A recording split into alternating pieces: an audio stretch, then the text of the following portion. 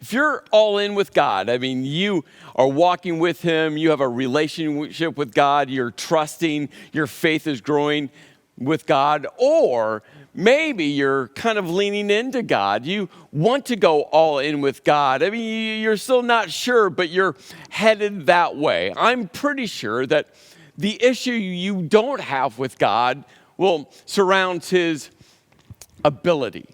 Right? You just trust that God is God, that God is powerful and God is strong and that God is present and that God can work in ways that will kind of blow our minds. I mean, again, if you're just all in with God or even leaning into God, you probably haven't ever really, really questioned his ability. More than likely, the issue that you have with God, and maybe the issue that you have with God now or that has really caused you to wander in your spiritual journey, or maybe the issue that you have with God right now that's causing you not to go all in with him, is directly tethered to his activity. What God chooses to do and what he chooses not to do. What God shows up in ways that blows your mind and in ways where he's just not present. It's the things that God says to you in the moments where he just feels so silent. The times where God feels so close and present in your life, and the times where he just feels like, not even that he's distant, that he just feels like he's just not around. You see, for the vast majority of people that are all in with God or leaning into God, or even maybe for you, it's why you're deciding to walk away from God. It has nothing to do with, what you think God's ability is. It has everything to do with, his activity. That God, he's not talking, he's not speaking, he's not working, he's not doing, he's not showing up, he's not, doing what you have anticipated him to do in your life and in other people's lives connected to you. You see, I think about it this way. Think back to when you were a child. You're at the dinner table, you're eating dinner, you save that last piece of broccoli for your last bite, not because it's your favorite bite. You're just trying to get away from eating that last piece of broccoli. Your mom, your dad calls you out and eat everything on your plate, so you shove it in your mouth, you down it with water, and then your immediate next question, the next question after dinner is consumed. Your next question, or maybe it's after all the dishes were put into the dishwasher, the next question for every child is, hey, mom and dad, can I have, yep, you got it, dessert, right? Dessert is just part of, what you do after dinner. And as soon as you asked your mom or dad, can I have dessert? You as a child immediately had a picture of what dessert was going to look like. It might have been a bit utopian, but still, immediately as you were asking the question, you had the picture of what you wanted for dessert. And just maybe the image of dessert in your mind was something like this. I mean, it's not some small sundae, it was the world's most deluxe sundae. Now, one type of ice cream, but several types of ice cream, hot fudge, chocolate syrup, caramel sauce, you name it. I personally, as a child, I love the maraschino cherries, and I mean, one was never good enough. Give me all of them that you possibly could. Rainbow sprinkles, and to push it right over the top, fresh, homemade, you can smell them now. Waffle cones. I mean, there's nothing like a waffle cone that's coming right off of that waffle iron, and just the smell that envelops. Oh, so good. So you ask mom and dad, hey, can I have dessert? And you have this image in mind of what dessert was going to look like. You waited in anticipation for their response. And all of a sudden from the other room, you heard them say, yeah, you can have dessert. Well, immediately you had the follow-up question. The follow-up question simply, what can I have? And again, you know what you want. And you waited for them to tell you what you could have. And then you heard your mom's voice. You heard your dad's voice say, tonight, why don't you have a fruit cup. A fruit cup, that's not dessert.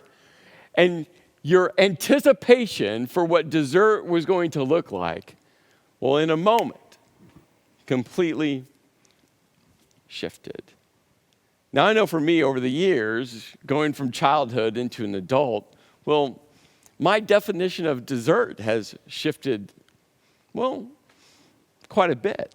You see, just last week, I'm trying to make some healthier decisions in my life, and so I wanted ice cream. I desperately wanted ice cream, but I wanted something a little healthier. So I got some frozen bananas that I had in my freezer. I put them in a blender. I put a splash of coconut milk, a pinch of salt, a little bit of vanilla, and a splash of maple syrup. And I blended it all together. I had these Enjoy Life dark chocolate chips, the healthiest version of dark chocolate you can imagine. I threw a handful into the blender and blended that up, and quickly I had banana ice cream, or what I like to say, I had my dessert, a fruit cup.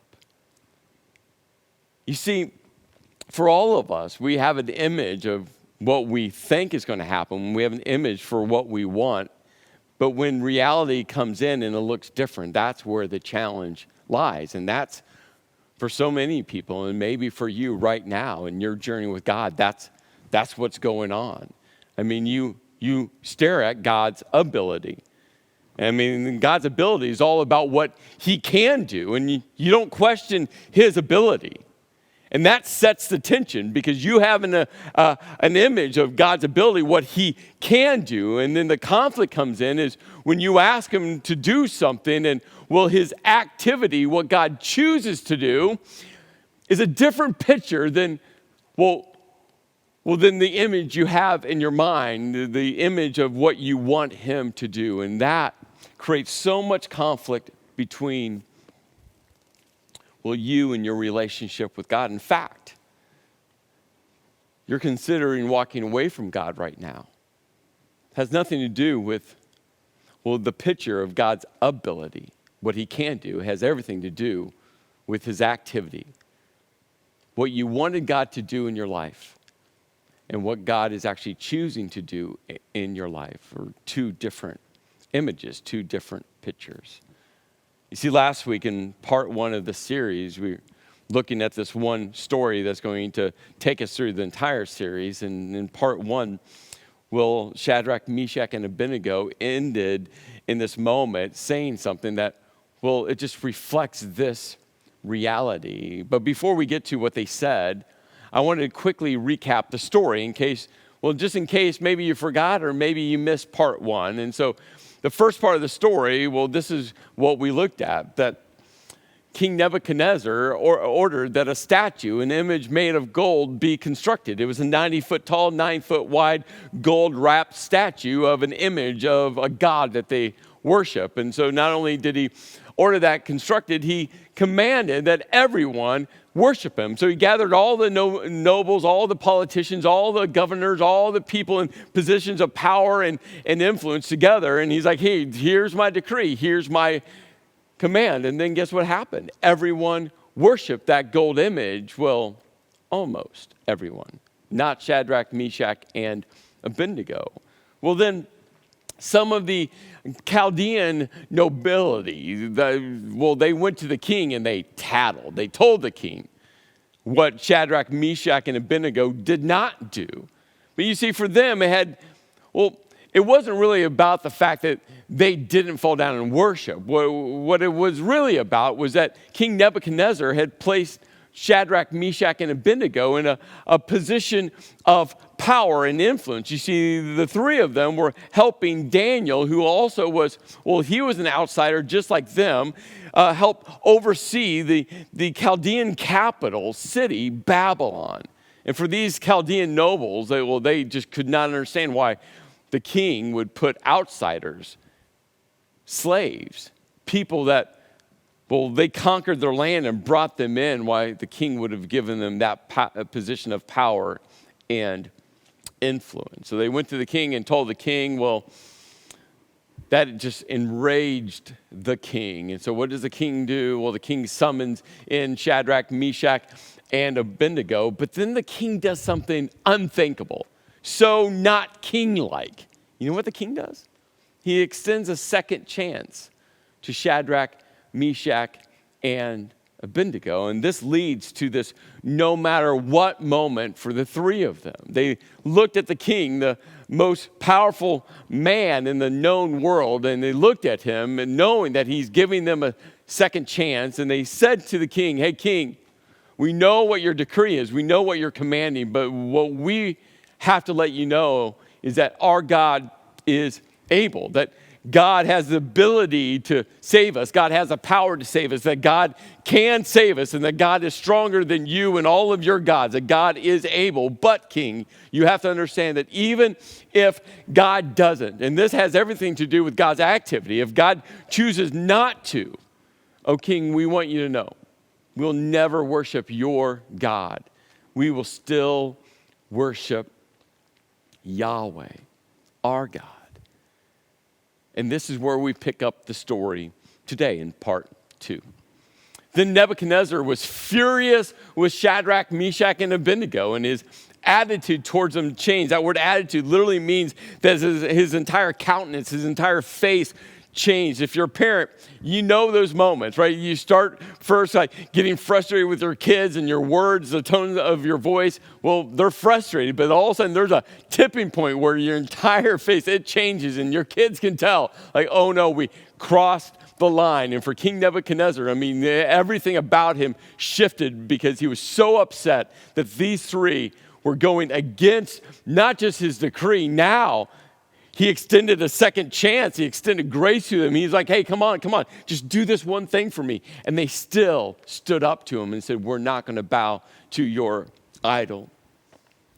So the king ordered the furnace heated 7 times. Now, this wasn't a literal 7 times. This was a figure of speech that simply meant that the king ordered that the furnace be heated as hot as humanly possible. He's like, hey, take it up hotter than you can ever have imagined to take up this furnace. And then he said, I commanded the soldiers, some of his strongest soldiers. And I think about this picture, right? All soldiers are, well, they're pretty strong. All soldiers are pretty fierce. All soldiers, well, I personally would never want to go toe to toe with a soldier. I mean, would you? So imagine this picture. The king so wanted to make sure that Shadrach, Meshach, and Abednego died that, well, across all of his armies, he found the strongest, the most fierce, the most elite of all the soldiers, and he wanted to make sure that they were going to be able to handle these 3 politicians, these 3 guys. I mean, here's what we all know some 2,000 years later, right? If you had a soldier and a politician and you put them in a cage fight, I mean, if you're a betting person or not a betting person, who would you put your money on? Yeah, every time, a soldier. Every time we would.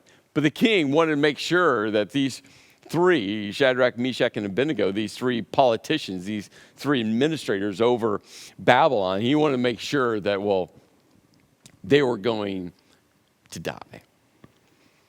So he orders them to be tied up. And so Shadrach, Meshach, and Abednego were tied up. And, well, they went to throw them into the blazing furnace. So these men, wearing the robes, and this is important, this is a detail that, well, we get a glimpse into. I mean, they're fully clothed. I mean, they walked in with their clothes, and now they're tied up, wearing what they wore, walking into meet with the king. And so they're wearing their robes and their trousers and their turbans and other clothes, and they were bound and thrown into the blazing furnace. The king's command was so urgent and the furnace was so hot that the flames of the fire killed the soldiers who took up Shadrach, Meshach, and Abednego. And these 3 men, firmly tied, fell into the blazing furnace. I mean, there in that moment, Shadrach, Meshach, and Abednego had to be realizing that something else was going on. I mean, as they're approaching the furnace, the soldiers that had them firmly in their grasp, I mean, they fall over dead. And probably it was one of those movements where they could feel the heat. And so they were trying to get them close enough to throw them in. And as they were throwing them in, the soldiers just fell over dead because of the blast of the heat from this furnace. And now Shadrach, Meshach, and Abednego are in the furnace.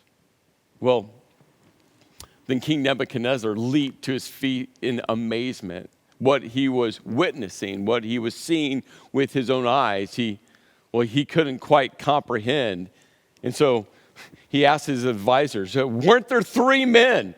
Weren't there three? Shadrach, Meshach, and Abednego. Weren't there just three of them tied up and thrown into the fire? And the advisors were like, yeah, certainly, Your Majesty, there was only three. We saw it too with our own eyes. And then Nebuchadnezzar goes, look, I see four. I see four. I mean, he knew there was only three, but he had to make sure because, again, he couldn't believe what he was seeing. He couldn't believe what he was experiencing. I mean, it was just beyond him. And so he just wanted to make sure he wasn't losing it. And all of his advisors were like, no, yeah. There was three, but now, yeah, there's four. There's four of them. And not only are they in the fire, well, we're told that they're walking around. And I just think this is hilarious. I mean, I don't know what they're walking around doing, but they weren't standing still. I mean, I don't know if they were like doing laps in the furnace. I don't know if they're doing high fives. Like, I don't know, but they were moving around. It was obvious that they were alive and they were unbound and unharmed. The ropes that had them tied up are gone. The fire that killed the soldiers outside the furnace. Well, the fire inside the furnace wasn't touching them.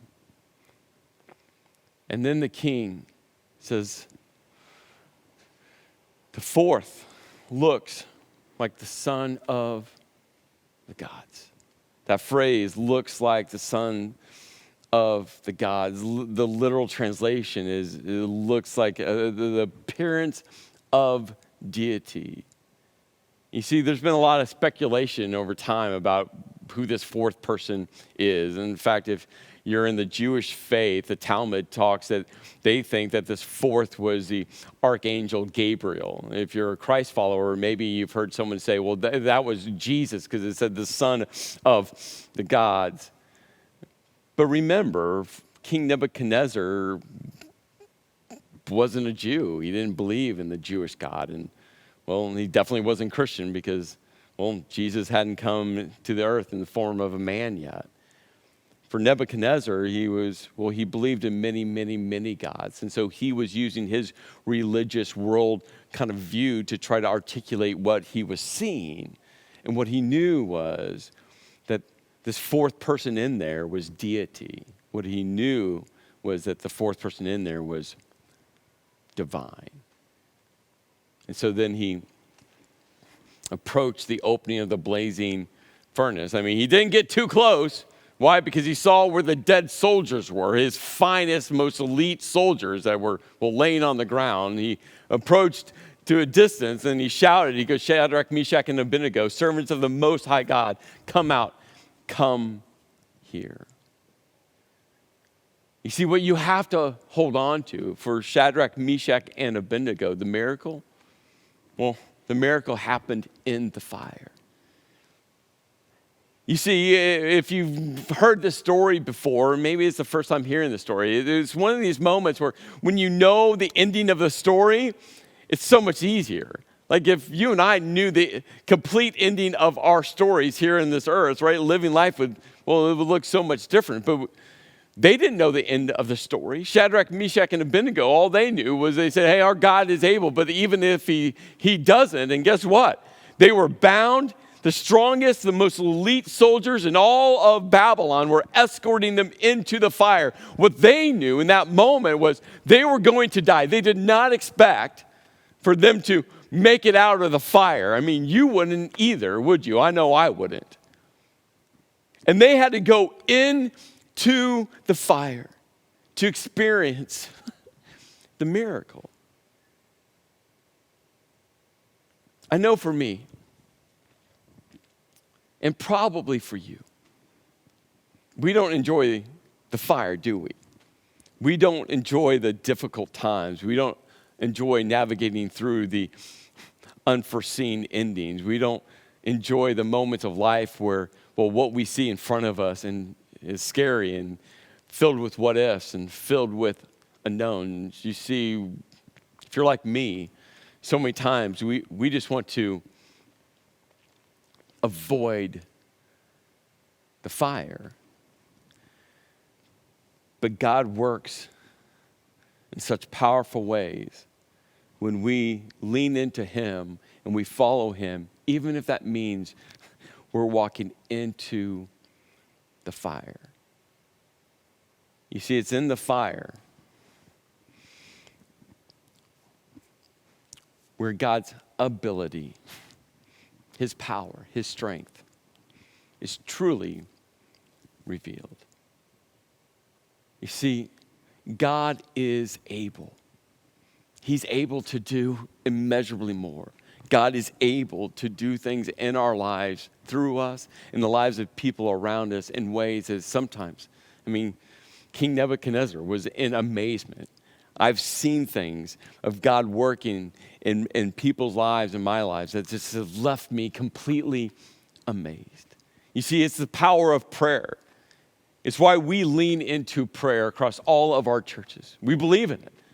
We believe in prayer because we believe in God's ability to do the supernatural in people's lives. We believe in God's presence to work in people's lives. We believe that God can heal. We believe that God can restore. We believe that God can do anything. And that's why we lean into prayer. And I tell you, it's been amazing because we have people across all of our campuses praying daily.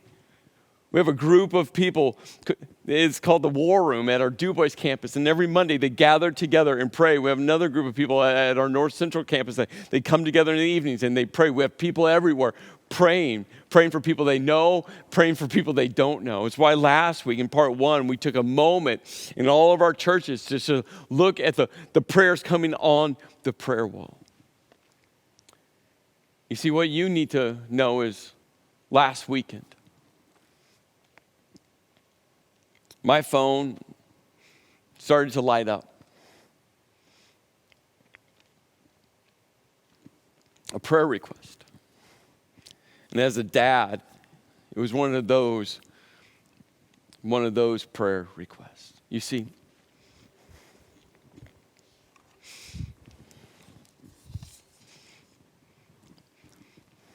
this is Scarlett. Scarlett's 3 years old. You see, last weekend, Scarlett was at a birthday party, and it was one of those moments for a mom, for a dad, that's just unthinkable. As all the kids were having fun and playing, Scarlett slipped into a swimming pool.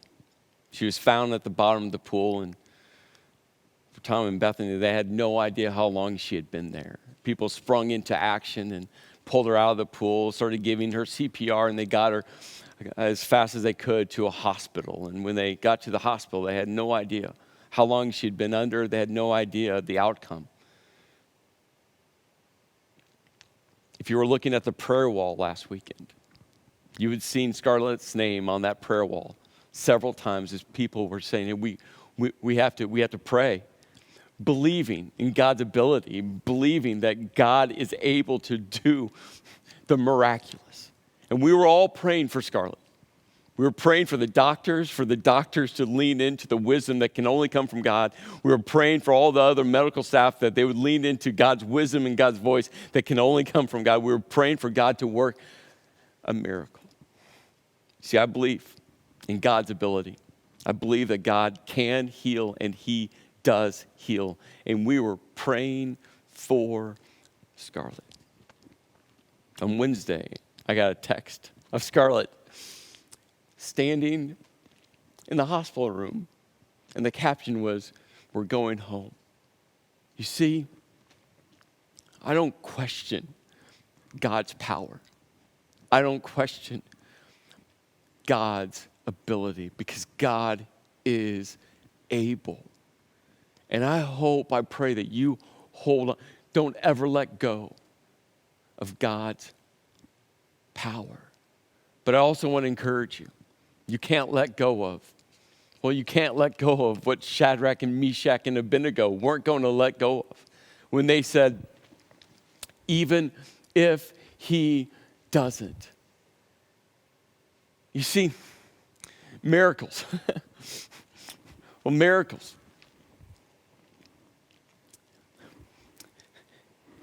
Happen in the fire. But sometimes those miracles, sometimes the miracle isn't the miracle we expect. And maybe for you, it's why you're walking away from God. Maybe for you, it's why you're considering walking away from God. Maybe for you, the tension in your relationship with God is because, you anticipated what that miracle was going to be. You had the image in your mind of what that miracle was going to look like. You just knew. I mean, you prayed faithfully and prayed specifically for God's ability to show up and work in a very specific way. And God's activity didn't match your image. And that's why the story about Shadrach, Meshach, and Abednego is a story that you should hold on to. Because they believed in God's ability, but they also believed that just maybe, God's activity wasn't going to line up with their expectation. That's why they said, even if you don't. You see, some 150 years ago, a dad lost 4 of his kids on a boat traveling from America to Europe.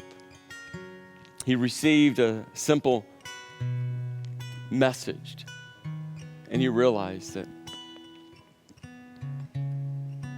his 4 kids were gone. But instead of walking away from God, instead of leaving God, he leaned in.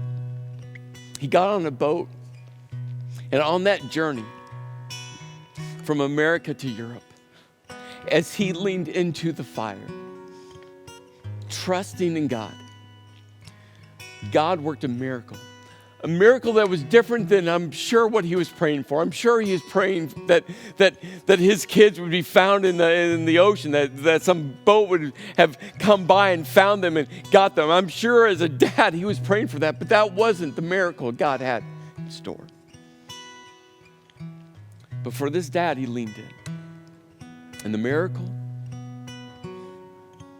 it's a miracle that keeps touching lives to this day because God put these words on this dad's heart.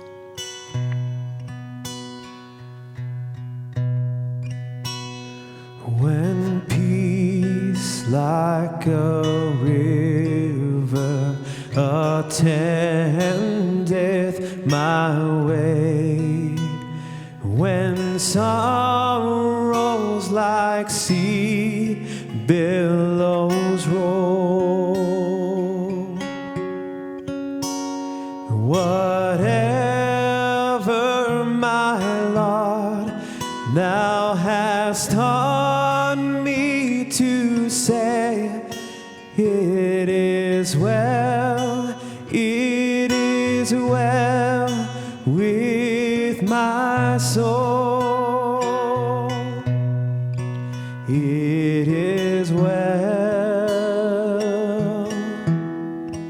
with my soul. It is well with my soul. It is well with my soul. It is well with my soul.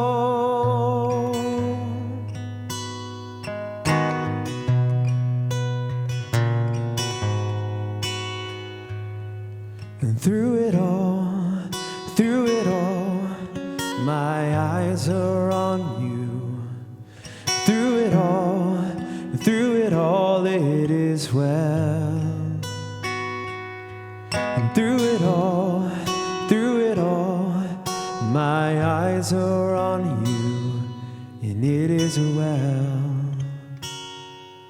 with me.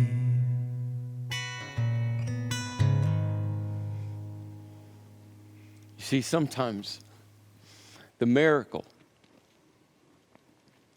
isn't the miracle that you were expecting, but it is the miracle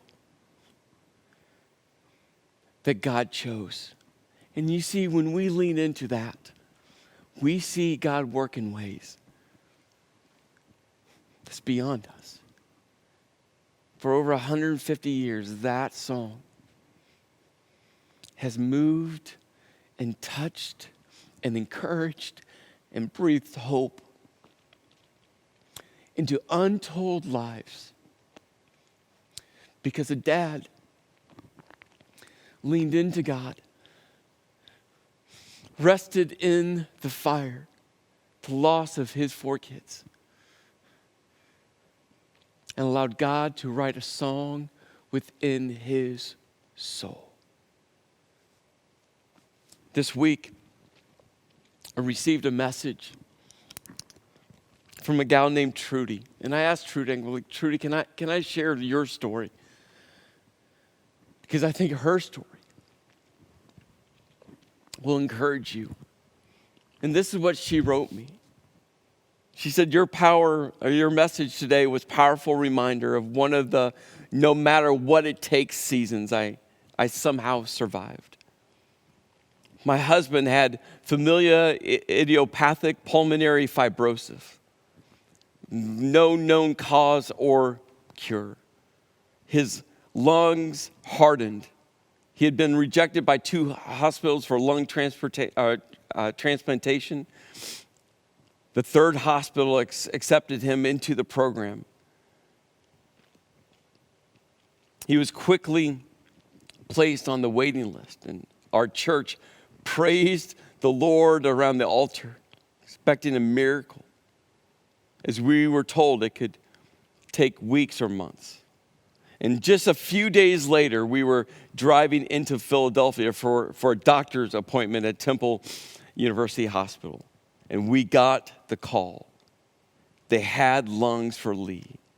Come in immediately. Miracle. We called and texted everyone that needed to know. Family gathered, prayed, and waited all night. Results were not optimal. Damaged lungs from a 20-year-old car accident victim were somewhat deficient. My whatever it takes became I don't understand, but I trust in you, Lord. Lee remained in Temple University Hospital for 3 months, 2 hours from our home, 4 or 5 trips a week. The Lord saw us through the grueling season, kept us safe and our eyes on him. Lee passed away from sepsis. At last, he was able to breathe freely and be with Jesus. I said all of that to say that whatever it takes has shaped my life in a way I never thought possible. The Lord has used that in a ministry that I didn't seek out. Whatever it takes to remain faithful to God in every circumstance is done one step at a time. He is faithful. You see, for Trudy, she helps lead at a grief share where men and women gather together, navigating through loss. You see, for Trudy, the prayer was for her husband to be healed. But the miracle that God has worked in her life is now she's helping people who have lost greatly, like she has lost greatly. See, my encouragement for you is this. Hold on to that God is able. Hold on to a God who is powerful, to a God who is present, to a God who is with you. And as you hold on to a God who is able, hold loosely that, well, maybe he won't work in ways that you anticipate. Maybe the miracle won't be the miracle you're praying for. But just maybe, as you continue to lean into him, that you will see what God is doing in you and through you. And that you will still worship and follow a God who is with you and is for you. God is able. And even if he doesn't, still follow him. Let's pray. Lord, I just thank you for who you are. Lord, I pray for people right now. I ask because I know this is a difficult part of the spiritual journey. So God, I pray that you will just whisper in, speak into hurting hearts right now. That, Lord, your strength is enough for all of us. And that, God, we pray specifically for people, for a miracle, trusting in your ability. But, Lord, we also know that sometimes your miracle looks different than what we're praying for. And so, Lord, we will just continue to worship you. We'll continue to lean into you. We're going to continue to trust in you in all things. In your name I pray. Amen.